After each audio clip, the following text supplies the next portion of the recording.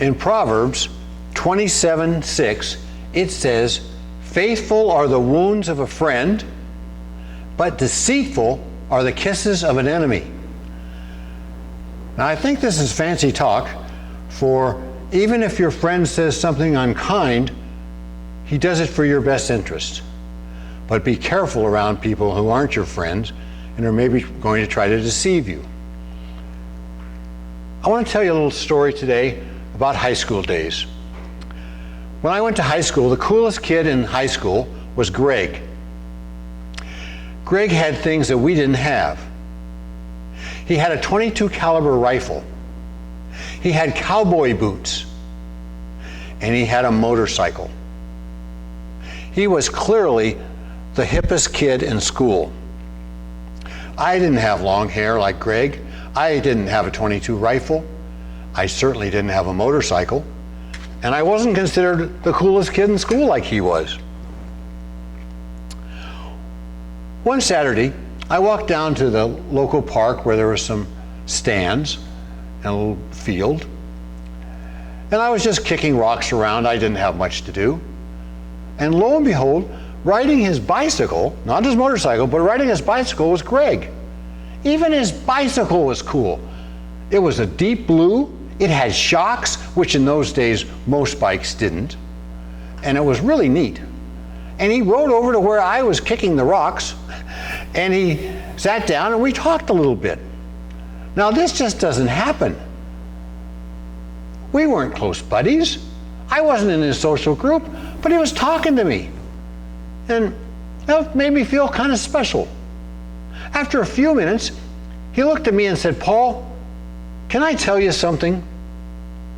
I thought, oh my gosh, he wants to unburden himself to me? He wants to tell me some secret, something that maybe most people don't know? Is this really happening? Of course. I said, yes, sure. He said, "Paul, you walk funny." I thought to myself, I walk funny? He said, "Yes. Lots of your friends are laughing at you." I said, "Well, how do I walk funny?" Because I didn't realize I did. He said, "You kind of slant your head off to the side, and then you walk like this." Well, I thought to myself, I guess he's right. It hurts to hear that, but he's right. And then Greg did an amazing thing. He said, "Let's practice. I'll show you how to walk." And so my head went from over here to up here, much more normal. And I walked more straight. And I didn't kind of swing my arms like maybe uncool people do. Anyway, I learned how to walk that day. And even though Greg didn't become my best buddy, though my initial thought was, wow, if he's talking to me, if he's helping me, maybe we'll be sitting together at the lunch table next week. And maybe the girls that seem to notice him all the time, maybe they'll notice me because I'm next to him. Well, that really never happened.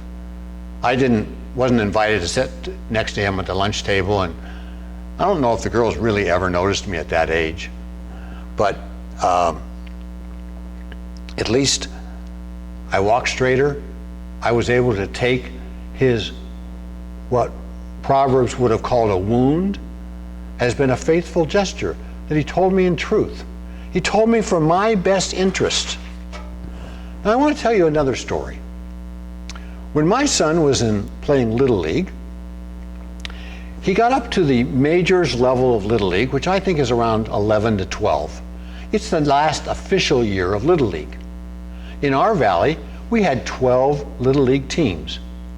They were in two different leagues, 6 teams in one league and 6 teams in the other league. Each of those teams, 6 teams, would form an all-star team made of the best players from all 6 teams. So there would be 2 all-star teams in our valley. Well, the next level on after Little League, I think it was called Babe Ruth, but I'm not sure. At that level, basically it was the all-stars who went on. Because out of 6 teams, only the very best players tended to go to that one team, and the same situation in the other league. So when it became the end of the season and they were forming the new teams that would form the next division of 2 teams, my son was approached by one of the coaches and asked if he would join his team. My son was thrilled. I had never seen such excitement. And I said to him, "Why do you suppose he chose you?" And he said, "I don't know. I guess he likes my play." I said, "Yes, he does like your play. I think he likes your good attitude. I think you look good in a uniform. And even though you've had very little success hitting, I think he's willing to have a player on his team who would not complain when he didn't start, not complain when he didn't play, but a player who would have a good attitude and encourage other players.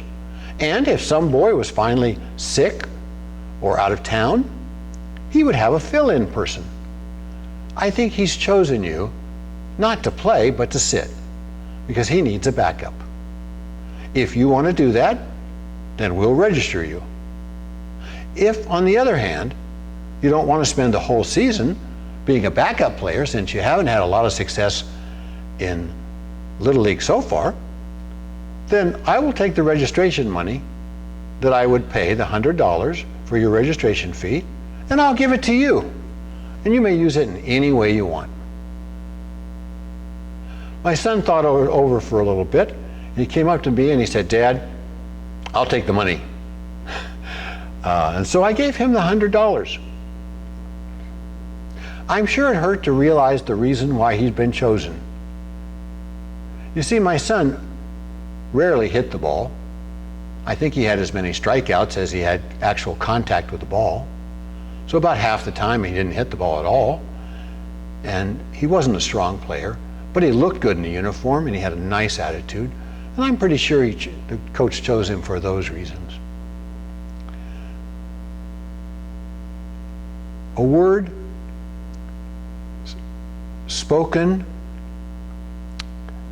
I want to get this right.